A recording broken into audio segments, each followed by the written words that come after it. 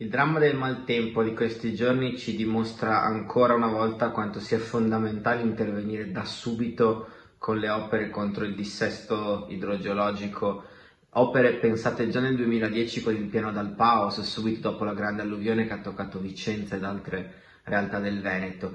C'erano 3,2 miliardi di opere previste dentro quel piano, finora è stato fatto soltanto circa un terzo. Serve correre, serve impegnarsi in questa direzione, serve un impegno diretto della Regione a partire già dal bilancio del 2021, quello che si andrà a votare prima di Natale. Abbiamo visto Torre di Quartesolo, ma la Val Brenta, ma parti dell'Alto Vicentino, come sono state toccate in questi giorni dagli eventi atmosferici. Dobbiamo mettere in sicurezza il nostro territorio. Per farlo serve mettere in fila, mettere in cantiere le opere che ormai da troppo tempo aspettiamo. Su questo ci sarà un nostro impegno forte e fermo a partire da questo bilancio, chiedendo che vengano stanziati i fondi necessari per mettere in sicurezza tutto il nostro territorio.